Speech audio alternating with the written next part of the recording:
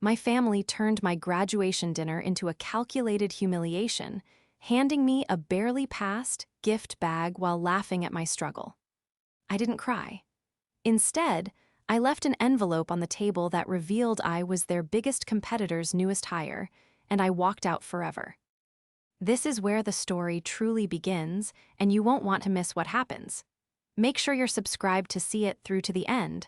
We're always curious. Where in the world are you all watching from today? Let us know in the comments. The silence in the auditorium was heavy, the kind that presses against your eardrums and makes your own heartbeat sound like a war drum. I sat in the velvet-covered seat, my knuckles white as I gripped the armrests, waiting for my name to be called. Around me, the air was thick with the scent of cheap perfume, stale coffee, and the electric buzz of nervous energy. Families were huddled together, whispering excited encouragements, adjusting tassels, and double-checking camera angles. I checked the empty seats to my left for the 10th time in 10 minutes. They were still empty. Of course they were. I had sent the date, the time, and the location to the family group chat 3 months ago. I had sent a reminder 2 weeks ago. I had sent a final confirmation yesterday. And yet, as the Dean of Architecture stepped up to the podium, adjusting the microphone with a sharp screech of feedback, the 3 seats reserved for the closest members of my family remained conspicuously vacant. I felt a familiar, cold ache settle in the pit of my stomach, not surprise exactly, but the dull, throbbing confirmation of a disappointment I had been bracing for. I was 24 years old, graduating top of my class from one of the most rigorous architecture programs in the country, and I was doing it alone. Naomi, the dean's voice boomed, slicing through my thoughts. I stood up. My legs felt heavy, like they were filled with lead. I walked across the stage, the bright spotlights blinding me, turning the audience into a dark, faceless ocean. I shook the hand offered to me, accepted the diploma that represented 4 years of sleepless nights, caffeine overdoses, and brutal critiques, and forced a smile that felt like it might crack my face open. There was polite applause. No cheers, no air horns, no one screaming, "That's my girl," just the polite, obligatory clapping of strangers. As I walked off the stage and back to my seat, my phone buzzed in the hidden pocket of my gown. I pulled it out, shielding the screen with my hand. It was a text from my stepbrother, Philip. "Dinner at Le Bernardin, 8:00 p.m. Don't be late, Dad hates waiting." That was it, no congratulations. No sorry we missed the ceremony, just a command and a location. I stared at the screen, the pixels blurring slightly as my eyes burned. I was exhausted, physically, mentally, and emotionally depleted. I had spent the last week running on adrenaline and 3 hours of sleep to finish my final thesis model. I was in a vulnerable state, my defenses stripped away by fatigue. I wanted to go home, curl up in my bed, and sleep for a week. I wanted to order takeout and watch a mindless movie. But I knew I couldn't. If I didn't show up, I would never hear the end of it. It would be cited as yet another example of my ungratefulness, my lack of family values, my emotional instability. I took a deep breath, inhaling the dust of the old theater. I typed back, "I'll be there." I didn't know it then, but as I walked out of that auditorium, clutching my degree like a shield, I was walking toward the end of my life as I knew it.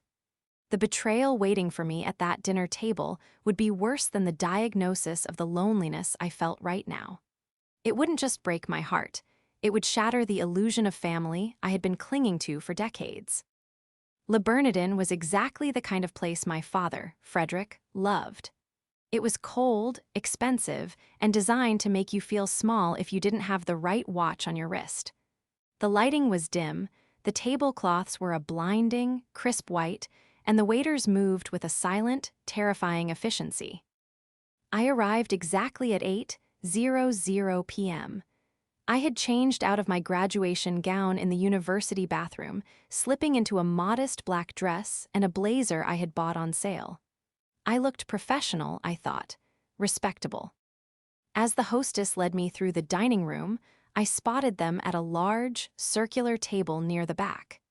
They looked like a picture from a magazine, a magazine about people who have too much money and not enough empathy. Frederick was at the head of the table, nursing a scotch, checking his phone. He didn't look up as I approached. Elena, my stepmother, was next to him, wearing a dress that probably cost more than my entire tuition for the semester. She was laughing at something Philip had said. Philip, my older stepbrother, looked as smug as ever, leaning back in his chair with an air of unearned confidence. And then there was Sophia, my stepsister, the golden child, taking a selfie with her wine glass, finding the perfect angle to show off her new bracelet. "Hello," I said, my voice sounding small in the cavernous room. The conversation didn't stop immediately. It trailed off, slowly, as if my presence was a minor inconvenience they had to adjust to. "You're late," Frederick said, finally looking up. His eyes, cold and gray, scanned me from head to toe. "We already ordered appetizers." "It's 8:00 on the dot," I said, checking my watch. "And traffic was bad coming from the ceremony." "The ceremony," Elena said, waving her hand dismissively as if swatting away a fly. "Right, how long was it? Those things are always so tedious. That's why we decided to just meet you here. Much more civilized." "It was fine," I said, taking the only empty seat. It was positioned awkwardly, slightly out of the circle, as if it had been added as an afterthought. "I graduated with honors." "That's nice, dear," Elena said, her voice dripping with that fake sweetness she perfected years ago. It was the tone one uses for a toddler who successfully uses the potty. "We're all very surprised." Philip snorted into his drink. "Surprised is one word for it. I still remember when you failed that math test in 10th grade. I thought for sure you'd end up working retail." "Architecture is a lot of math, Philip," I said, trying to keep my voice steady. "I handled it fine." "So you say," Philip replied, smirking. "But let's be honest, Naomi. It's an art degree with a fancy name. Dad builds skyscrapers. You draw pretty pictures." I looked at my father, waiting for him to correct Philip. Frederick owned one of the largest real estate development firms in the city. He knew exactly what architects did. He knew the rigor. But he just swirled his drink, a faint smile playing on his lips. "Let's not argue on her big night," Frederick said, though his tone suggested I was the one starting the argument. "We have a gift for you." My heart did a traitorous little leap. A gift? For a second, a split second, I thought maybe I had misjudged them. Maybe they were actually proud. Maybe the coldness was just my exhaustion talking. Elena reached under the table and pulled out a glossy, expensive-looking gift bag. She slid it across the white tablecloth toward me. The bag was heavy. "Go on," Sophia giggled, her phone now recording. "Open it." I reached into the bag. My fingers brushed against tissue paper. I pulled out a heavy, leather-bound book. I frowned. It looked like a portfolio case. But then I saw the customization. Embossed in gold foil on the front cover were the words, "Barely PASSED." I stared at it, my breath hitched in my throat. I opened the cover. Inside, instead of a notebook or a planner, it was filled with brochures. Brochures for temp agencies. Flyers for barista courses. A pamphlet titled "So You Need a Backup Plan." The table erupted in laughter. It wasn't a warm, family laugh. It was a jagged, cruel sound. Philip was slapping the table. Sophia was covering her mouth, shaking with mirth, her phone lens zoomed in on my face.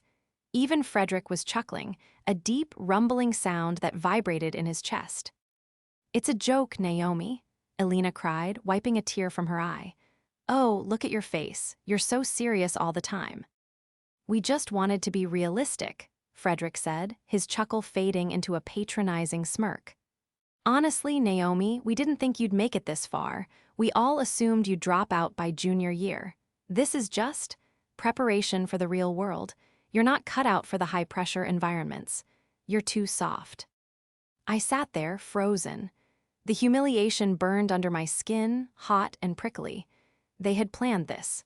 They had gone out, spent money, and custom-ordered a prop just to mock my achievement on the night I should have been celebrating. I looked at the gift, then I looked at them. They saw a victim. They saw the quiet, stuttering girl I used to be. They saw someone they could kick around because they paid for her tuition, or at least, they had until I took out loans to cover what they refused to pay. But they had forgotten one crucial thing. They had forgotten that I was observant. They had forgotten that while they were busy looking in the mirror, I had been watching them. And more importantly, they didn't know what I was carrying in the inside pocket of my blazer. I felt the sharp corner of the envelope pressing against my ribs. It was a white, unassuming envelope, but it contained a nuclear bomb that was about to level their entire perception of me. "You really didn't think I'd make it?" I asked, my voice surprisingly steady. "Oh, honey," Elena said, reaching out to pat my hand, though I pulled it away before she could make contact. "It's not that we don't love you, we just know your limitations. We're trying to protect you from disappointment when the real world ats you alive." "Limitations," I repeated. I looked down at the table. The white tablecloth was pristine. I was about to stain it with something they would never be able to wash out. To understand why that moment at the table was so shattering, you have to understand the 24 years that led up to it. I was the oops baby, the product of Frederick's first marriage to my mother, a quiet, artistic woman who died when I was 6. Frederick remarried Elena less than a year later. Elena came as a package deal with Philip and Sophia, her children from a previous marriage. From the moment they moved into our house, the dynamic was set. Elena was the queen, Frederick was the king, and Philip and Sophia were the princes and princesses. I was the scullery maid who was allowed to eat at the table. I spent my childhood trying to earn my place. When I was 10, I spent weeks painting a portrait of the family for Frederick's birthday. I worked so hard on getting the shading right on his suit. When I gave it to him, he glanced at it, said, "Why is my nose so big?" and put it in a pile of papers. 2 days later, I found it in the recycling bin. When Philip got a C in math, they hired him a private tutor from the university. When I got a B+ in science, Elena told me I obviously wasn't applying myself and grounded me for the weekend. It wasn't just neglect. It was an active campaign to define me as lesser. Elena was the architect of my isolation. She was a master of the backhanded compliment. She would introduce me to her friends as, "This is Naomi, Frederick's daughter. She's spirited." She made sure I knew that my hair was too frizzy, my fashion sense was too dull, and my interests were weird. She was an interior designer. A visionary, she called herself. But really, she just bought expensive furniture and arranged it in beige rooms. She hated that I actually understood structure, light, and form. She felt threatened by anything she couldn't control. Frederick, my father, was worse because his cruelty was indifferent. He was a man who measured worth in dollars and status. He loved Philip because Philip was a carbon copy of him, loud, aggressive, and willing to cut corners to get a deal done. He loved Sophia because she was beautiful and married well, enhancing the family image. Me, I was awkward. I read books. I didn't care about galas. And when I chose architecture, he took it as a personal insult. "Construction is a man's world, Naomi," he had told me when I applied to college. "You don't have the spine for it. You'll cry the first time a contractor yells at you." He refused to use his connections to help me get internships. "I won't put my name on the line for you until you prove you're not going to embarrass me," he said. So, while Philip was handed a vice president title at 25, I was working 3 jobs to pay for my supplies and interning for free at small firms just to get hours. I sacrificed everything to prove him wrong.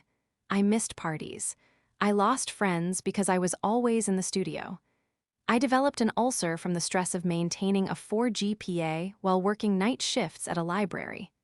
I did it all with the desperate, pathetic hope that one day he would look at me and say, "Good job."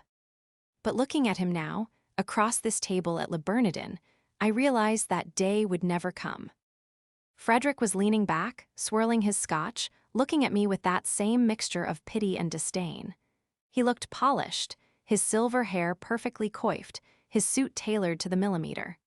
But underneath the expensive fabric was a man who enjoyed seeing his own daughter fail because it validated his worldview.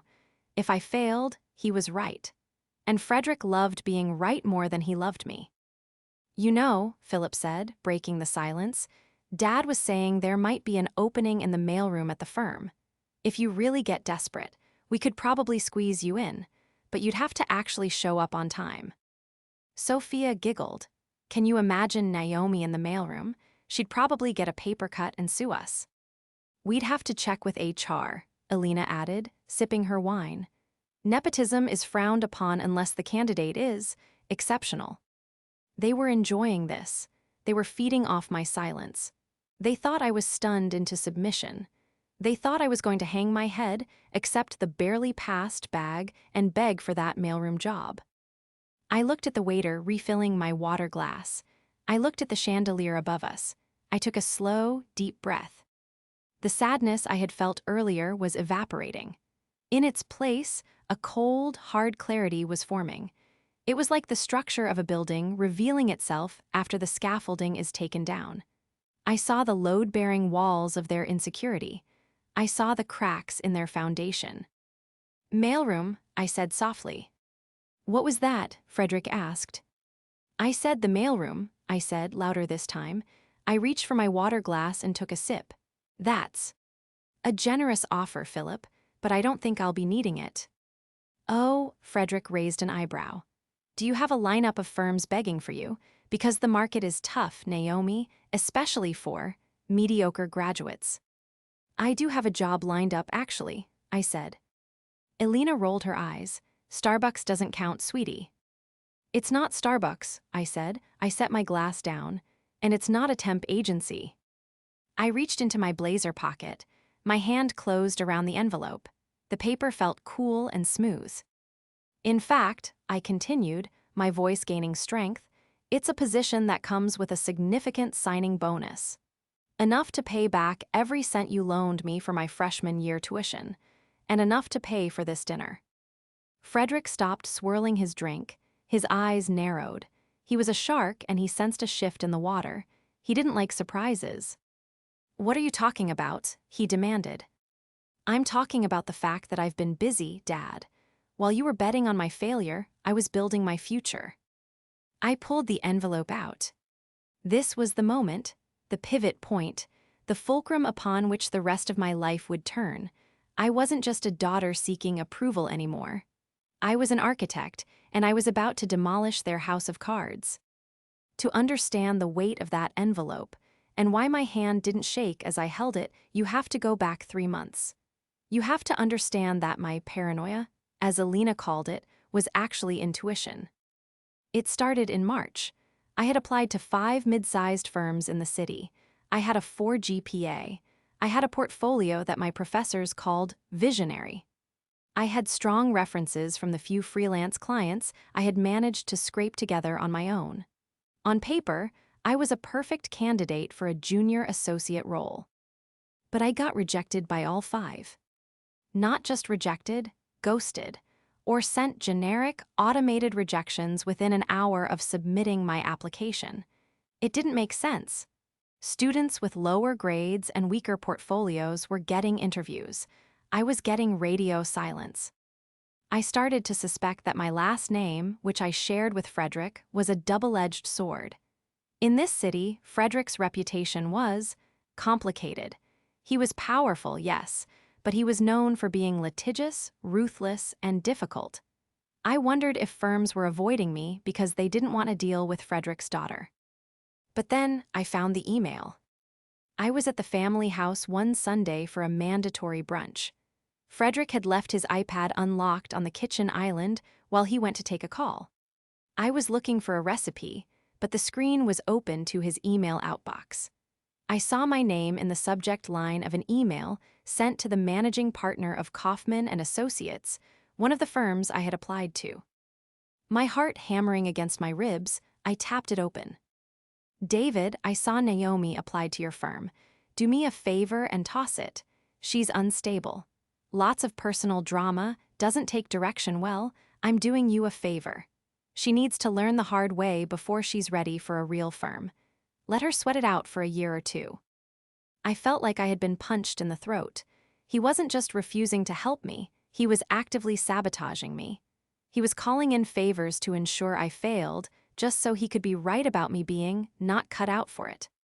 He wanted to break me, force me to come crawling to him for that mailroom job or a handout so he could control me forever. I didn't cry, I didn't confront him. I closed the email, wiped my fingerprints from the screen, and walked out of the kitchen. That was the moment the victim died, and the strategist was born. If Frederick was going to use his name to block me, I wouldn't use his name at all. I looked up the one firm Frederick hated more than any other, Sterling and Hallow. They were the antithesis of my father's company. Where Frederick built cheap, fast, and massive, Sterling and Hallow built sustainable, innovative, and artistic structures. They were Frederick's direct competition for high-end municipal contracts. Frederick hated Arthur Sterling with a passion that bordered on obsession, mostly because Arthur had beaten him for the city library contract 5 years ago. I knew applying there as Naomi father's last name would be risky. They might think I was a spy, or they might just hate me by association. So I did something drastic. I submitted my portfolio under a pseudonym, N. Rose, my middle name. I removed all family references. I let the work speak for itself. The interview process was brutal. 3 rounds of technical assessments, a design charrette, and a panel interview. For weeks, while my family mocked me for not having any prospects, I was sneaking out to meet with the partners at Sterling. I remember the final interview with Arthur Sterling himself. He was an older man, kind eyes but sharp as a tack. He looked over my final rendering, a proposal for an urban vertical garden. "This is exceptional W. Orc Ms. Rose," he said, "but HR tells me there's a discrepancy with your background check. Your name isn't Rose." I sat up straighter, this was it. "No, sir, my name is Naomi, my father is Frederick." The room went silent. The other partners exchanged looks. Arthur Sterling took off his glasses and cleaned them slowly. "Frederick's daughter," he said, his voice unreadable. "Does he know you're here?" "No," I said clearly. "And he won't. My father is currently blacklisting me from other firms because he wants me to fail. He wants me dependent on him. I came here because you value innovation, and he values obedience. I am not my father, Mr. Sterling, and if you hire me, I will work twice as hard as anyone else just to prove that." Arthur studied me for a long, agonizing minute. Then, a slow smile spread across his face. "I know your father," Arthur said softly, "and I know he's a bully. I've seen him do it to contractors, and I'm not surprised he's doing it to his own blood." He tapped my portfolio. "We don't hire names here, Naomi. We hire talent. And this is talent." He slid a folder across the desk. It was an offer letter, junior architect, a starting salary that was nearly double the industry standard, and a signing bonus. "Welcome to the team," Arthur said. "We're going to build great things, and," he winked, "it's going to drive Frederick absolutely insane." I had walked out of that office walking on air. I had kept the secret for 3 weeks, enduring the insults, the barely passed bag, the smug looks from Philip. I held onto that secret like a weapon, waiting for the perfect moment to strike. And now, looking at Frederick's smug face across the dinner table, I knew the moment had arrived. "A job," Elena laughed, a high-pitched, nervous sound. "Oh, honey, did you get a shift manager position at the Gap?" "Open the envelope, Frederick," I said, ignoring her. I pushed it further across the table, past the bread basket, past the barely passed bag, until it rested right next to his Scotch glass. Frederick stared at me. The amusement was fading from his eyes, replaced by a flicker of annoyance. He didn't like that I wasn't crying. He didn't like the steel in my voice. "I don't have time for your games, Naomi," he grumbled. But curiosity, or perhaps the need to ridicule me further, got the better of him. He picked up the envelope. He tore the seal with a sharp rip. He pulled out the heavy, cream-colored stationery. I watched his eyes scan the header. I saw the exact moment the words Sterling and Hallow registered in his brain. His face didn't just pale, it went gray. The muscles in his jaw locked so tight I thought his teeth might shatter. He stopped breathing for a solid 5 seconds. "What is it?" Philip asked, leaning forward, sensing the shift in atmospheric pressure. "Is it a lawsuit? Did she get arrested?" Frederick didn't answer. He read the letter. Then he read it again. His hands, usually so steady, began to tremble. Not a lot, but enough that the paper shook. "This," Frederick whispered. His voice was a strangled croak. "This is a joke, a forgery." "It's not a forgery," I said, my voice cutting through the restaurant's ambient noise. "It's a signed contract. I start Monday. I'm leading the design team for the new waterfront park project." "The waterfront project?" Philip choked on his water. "We bid on that. Dad, didn't we lose that bid last month?" "Shut up, Philip," Frederick roared. The restaurant went silent. Heads turned from nearby tables. The waiters froze. Frederick never raised his voice in public. He was too concerned with image, but he was losing control. He looked at me, his eyes bulging with betrayal. "Sterling, you went to Sterling, my enemy." "I went to the only firm in the city that judged me on my merit, not your lies," I replied calmly. "I know about the emails, Dad. I know you told Kaufman and the others to toss my application. I know you tried to blacklist me." Elena gasped. "Frederick, is that true?" "I was trying to teach her a lesson." Frederick slammed his hand on the table, making the silverware jump.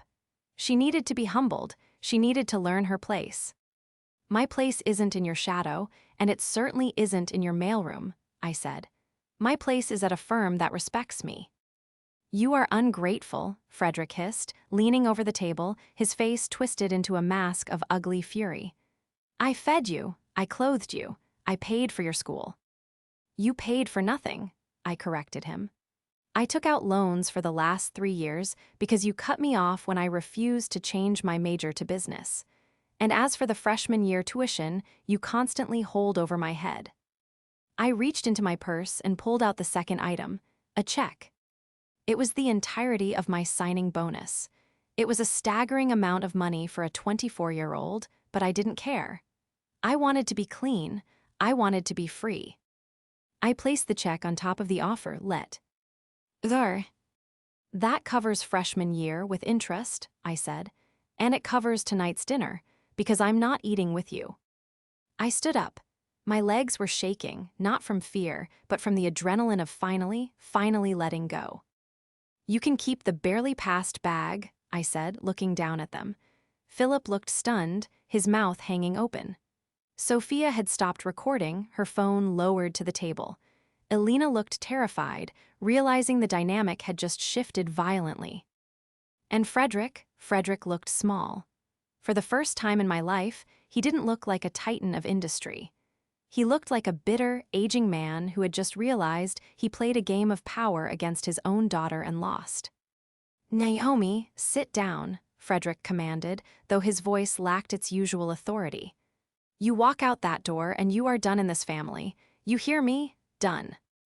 I picked up my purse. I looked him dead in the eye. "Frederick," I said, using his first name for the first time, "I was done the moment you printed that bag. To the people who gave up on me before I even started, don't worry. I'm done trying to prove anything to you." I turned my back on them.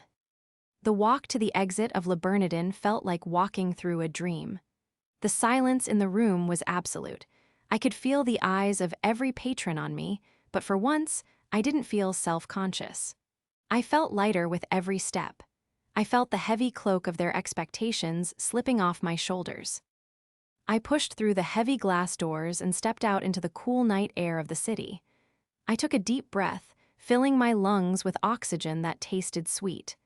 I hailed a cab, gave my address, and collapsed into the backseat. My phone started buzzing before the cab even pulled away from the curb. "Incoming call, Dad. Incoming call, Philip. Incoming call, Elena." I didn't answer. I put the phone on Do Not Disturb, but the notifications kept lighting up the screen. "Philip, are you insane? You just embarrassed us in front of half the city. Come back inside right now." "Elena, Naomi, your father is having chest pains. You need to apologize. This is cruel, even for you." "Frederick, you think Sterling will keep you? Watch what happens tomorrow. You've made a grave mistake, girl. That last text chilled me. Watch what happens tomorrow. I knew Frederick. He wasn't going to take this lying down. He was a scorched earth kind of man. If he couldn't control me, he would destroy me. He would rather I be unemployed and miserable than successful with his rival. I didn't sleep that night. I sat up in my small apartment, pacing, waiting for the other shoe to drop. Had I pushed too hard?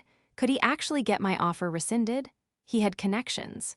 He played golf with senators. Arthur Sterling was powerful, but was he willing to go to war for a junior associate he had just hired? The next morning, I arrived at Sterling and Hallow at 8:00 a.m. sharp for my onboarding, my stomach in knots. I was dressed in my best suit, but I felt like an imposter again. As I walked into the lobby, the receptionist looked up. "Ms. Naomi, Mr. Sterling wants to see you in his office immediately." My heart dropped into my shoes. This was it. Frederick had made a call. I was being let go before I had even started. I walked to the corner office, my hands sweating. The glass door was open. Arthur Sterling was standing by the window, looking out at the skyline. "You wanted to see me, sir?" I asked, my voice trembling slightly. Arthur turned around. His face was grim. "Close the door, Naomi," he said. I closed it. I stood there, waiting for the axe to fall. "I can explain," I started. "My father." "Your father," Arthur interrupted, "called me at 6:00 a.m. this morning." I closed my eyes. "I'm sorry. I didn't want to bring drama to the firm. I understand if you need to rescind the offer." "Rescind it?" Arthur looked confused. Then he laughed, a dry, sharp bark of a laugh. "Naomi, come look at this." He gestured to his desk. I walked over. On his desk was a legal pad with notes scribbled on it. "He offered me a joint venture on the Midtown Plaza project," Arthur said, tapping the pad. "A project worth millions. He said he'd drop his opposition to our zoning permit if I agreed to one condition." "That you fire me," I whispered. "That I fire you," Arthur confirmed. "He told me you stole proprietary information from his home. He told me you were mentally unstable and a liability. He lied, blatantly and desperately." "I didn't steal anything," I said quickly. "I swear." "I know you didn't," Arthur said firmly. "Because I know Frederick. Men like him think everyone has a price. He thinks he can buy my integrity with a zoning permit. He thinks he can buy your future." Arthur picked up the legal pad and ripped the top sheet off. He crumpled it into a ball and tossed it into the trash can. "I told him to go to hell," Arthur said, "and I told him that if he ever contacts me about you or if he tries to interfere with your career in any way, I will sue him for tortious interference and defamation. And I have the lawyers to win." I felt tears prick my eyes, real tears this time, of relief and gratitude. "But," Arthur continued, his expression hardening, "you need to know something else. When I checked into his claims this morning, I found out the extent of it. It wasn't just the emails to Kaufman. Frederick had your name removed from the Dean's List publication at your university last year. He's a donor, so they complied. He's been erasing your achievements systematically."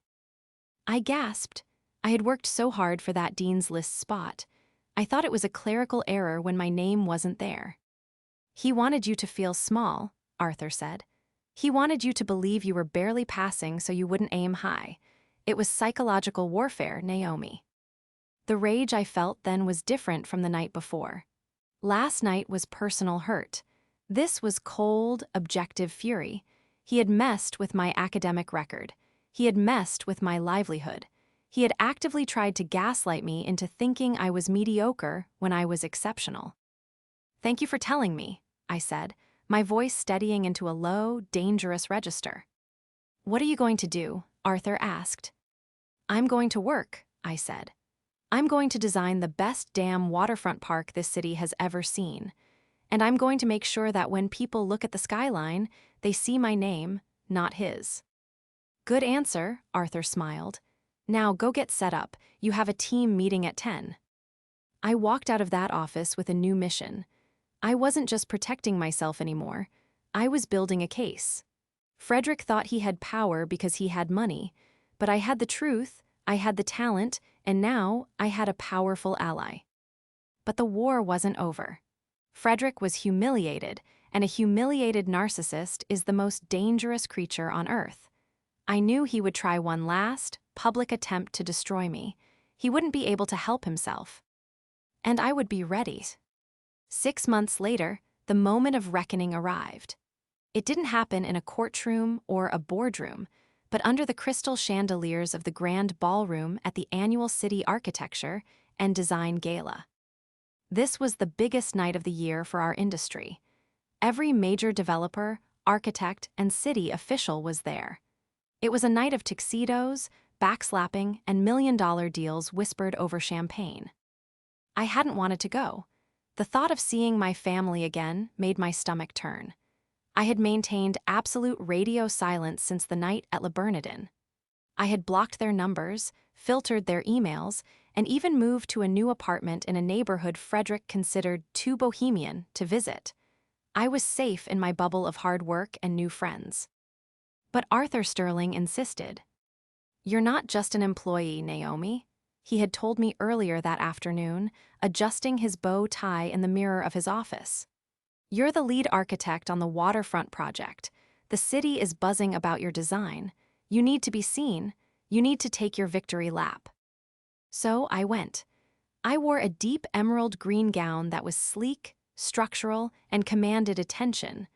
A far cry from the ill-fitting blazer I had worn to the graduation dinner. I wore my hair up, exposing my neck, a sign of vulnerability that I had turned into a display of confidence. As I walked into the ballroom on Arthur's arm, I felt the shift in the room. People were looking, not because I was Frederick's daughter, but because I was the fresh talent everyone was talking about. The N-Rose mystery had been solved, and the narrative had shifted. I wasn't the nepotism baby. I was the defector who had joined the rival team and produced brilliance. I spotted them almost immediately. They were holding court near the bar, as always. Frederick looked older. His skin was grayer, his posture less rigid. The last 6 months hadn't been kind to his business. Rumors had circulated that he was losing bids left and right, his old-school bullying tactics no longer working in a market that demanded transparency and innovation. Elena was there, her smile tight and brittle, scanning the room for people more important than the ones she was currently talking to. Philip was frantically typing on his phone, looking stressed. I tried to steer clear, moving toward the buffet with Arthur, but the room was only so big. It was inevitable. The collision happened just after the main awards presentation. I had just been mentioned by name during the Emerging Talent speech, not a win, but an honorable mention that drew loud applause. As I stepped off the small riser where the nominees had gathered, Frederick stepped directly into my path. The chatter around us died down instantly. The circle of people nearby, competitors, clients, city council members, went silent. Everyone knew the history. Everyone knew the bad blood between Frederick and Arthur. And now, the father and daughter were face to face. "Naomi," Frederick said. His voice was loud, projected for an audience. He was smiling, but his eyes were dead. "Congratulations on the mention, though I suppose honorable mention is just a polite way of saying second place, isn't it?" I felt the old heat rise in my cheeks, the reflex to shrink away. But then I remembered the barely passed bag. I remembered the email to Kaufman. I remembered the library nights. "Hello, Frederick," I said coolly. "It's good to see you. I hear business has been slow." Frederick's smile faltered. A vein in his temple throbbed. "Business is fine. We focus on quality, not flashy, unstable trends. Speaking of which..." He took a step closer, invading my personal space. "I've been looking at the renderings for this waterfront park of yours. It looks remarkably familiar." Here it was, the desperate play. "Does it?" I asked, holding my ground. "It does," Frederick announced, turning to look at the crowd gathering around us. He raised his voice. "In fact, it looks exactly like a concept we were developing at my firm 2 years ago. A concept I discussed at the dinner table many times. It's funny how you leave the family, and suddenly Sterling has a design that mimics my intellectual property. The accusation hung in the air like toxic smoke. He was accusing me of corporate espionage. He was trying to destroy my reputation in front of the entire city. If I was branded a thief, my career was over. Arthur stepped forward, his face red with anger. Frederick, that is a baseless lie, and you know it. That design is original. Is it? Frederick sneered. Or did she just take the sketches from my home office? She always was a bit sticky-fingered, desperate for approval. Sad, really. Philip, emboldened by his father, chimed in. I remember those sketches, Dad. She used to look at them all the time. I looked at Philip. Then I looked at Frederick. I saw the desperation in their eyes. They knew I was winning, and they were trying to flip the board. But they had made a fatal error. They assumed I was still the girl who didn't keep receipts. That's an interesting theory, Frederick, I said, my voice projecting clearly through the silent ballroom. But there's a problem with your timeline. I reached into my clutch. I didn't have a dossier this time, but I had my phone. I unlocked it and tapped a few times, bringing up a photo album. I turned the screen toward the group of onlookers, specifically toward the city planner standing nearby. This, I said, pointing to the screen, is a photo of my initial sketch for the vertical gardens used in the waterfront project. The timestamp on this photo is 4 years ago, November 12th. I swiped. This is a photo of the 3D model I built in my dorm room. Timestamp, 3 years ago. I swiped again. And this, I said, stopping on a screenshot, is an email I sent to you, Frederick, during my sophomore year. I sent you this concept asking for your feedback. You replied, see here, with 3 words, derivative, impractical, trash. I looked up from the phone, locking eyes with him. You didn't develop this concept, Frederick. You rejected it. You called it trash. And now that the city council has approved it, and now that it's being hailed as the future of urban design, suddenly you want to claim it. I laughed, a dry, incredulous sound. You can't have it both ways. Either I'm the failure you gave a barely passed bag to, or I'm the genius you're trying to steal from. Which is it? The crowd murmured. People were whispering. The city planner leaned in to look at the timestamps. He called it trash, someone whispered loudly. That's definitely his email address, another voice said. Frederick's face turned a violent shade of purple. He opened his mouth to speak, to deny it, to spin a new lie, but nothing came out. He was cornered by his own digital footprint and his own arrogance. And one more thing, I added, stepping closer to him, lowering my voice just enough so it felt intimate, yet audible to everyone. You told everyone I was unstable. You told Dean Miller to take me off the dean's list. You blacklisted me. You did everything in your power to ensure I couldn't stand here tonight. I gestured to the room, to the awards, to the respect I had earned. But here I am, standing on my own 2 feet, while you stand there, trying to take credit for the work of a daughter you were ashamed of. Elena tried to grab Frederick's arm. Frederick, let's go, we're leaving. But Frederick shook her off. He looked at me with pure, unadulterated hatred. You are nothing, he hissed. Without my name, you are nothing. Actually, Arthur Sterling interjected, stepping up beside me and placing a hand on my shoulder. She is the future of this firm, and effective tomorrow, she is our newest junior partner. Her name will be on the door, not yours. The gasp in the room was audible, partner, at 24, it was unheard of. Frederick looked as if he had been slapped. He looked at Arthur, then at me. He looked at the crowd, realizing he had lost the audience completely. They weren't looking at him with respect anymore, they were looking at him with pity and disgust. He turned on his heel without a word and stormed toward the exit. Philip and Elena scrambled to follow him, like rats fleeing a sinking ship. As the heavy doors swung shut behind them, the ballroom was silent for 1 heartbeat, 2 heartbeats. Then someone started clapping. It was the city planner. Then the mayor joined in, then the rest of the room. It wasn't polite applause. It was an ovation. They were clapping for the design, yes, but they were mostly clapping for the takedown. I stood there, trembling slightly as the adrenaline crashed, but I didn't look down. I looked up at the lights, at the people, and finally at Arthur. "Did you mean that?" I asked him over the applause. "About partner." Arthur grinned. "We'll talk about the equity buy-in later, but yes, you earned it." The fallout was swift and brutal, exactly as Arthur had predicted. In the weeks following the gala, Frederick's reputation went into freefall. The architecture world is small, and word travels fast.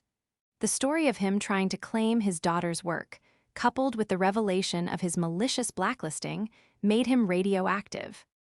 Clients began to pull contracts. They didn't want to be associated with a man who cannibalized his own family for sport.